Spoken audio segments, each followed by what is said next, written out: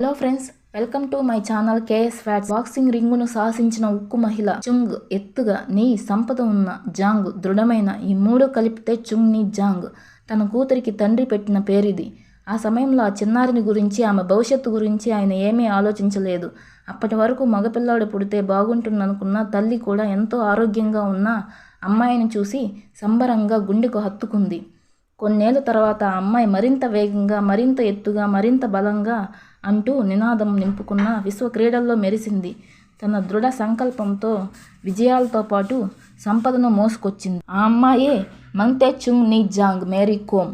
దేశంలో బాక్సింగ్ ఆటకు, మహిళలకు, భూమాకాశాలకు ఉన్నంత అంతరం ఉన్న సమయంలో ఆటకు పర్యాయ పదంగా నిలిచింది మన మేరీ కోమ్. దేశ కీర్తి ప్రతిష్టలను ఇనుమడింపజేసింది. కౌల రైతు కుటుంబాలకు పుట్టి ఎంతో పేదరికంలో పెరిగిన మేరీకోమ్ ఒకటి కాదు, రెండు కాదు, ఏకంగా 6 సార్లు ప్రపంచ ఛాంపియన్ క్రీడాకారులంతా కలలుగనే ఒలింపిక్ క్రీడల్లో కాంస్య పథకంతో భారత జెండా రెపరెపలాడించిన క్షణం అది. ఆసియా క్రీడలు, కామన్వెల్త్ క్రీడలు, ఆసియా ఛాంపియన్షిప్ లాంటి ప్రతిష్టాత్మక పోటీల్లో కలిపి మరో 12 పథకాలు. 19 ఏళ్ల వయసులో అంతర్జాతీయ వేదికపై మొదలైన ఆ విజయ ప్రస్థానం 39 ఏళ్ల వయసు వరకు సాగింది. ఈ మధ్యలో అమ్మతనం కూడా ఆమె ఆటకు అడ్డుగా మారలేదు. అసాధారణ ప్రదర్శనలతో మేరీకోమ్ బాక్సింగ్ రింగును శాసించింది. క్రీడల్లో ఆమె చేసిన సేవలకు గాను ప్రభుత్వం రాజ్యసభకు నామినేట్ చేయగా 2016-2022 వరకు ఆమె బాధ్యతలు నిర్వర్తించింది.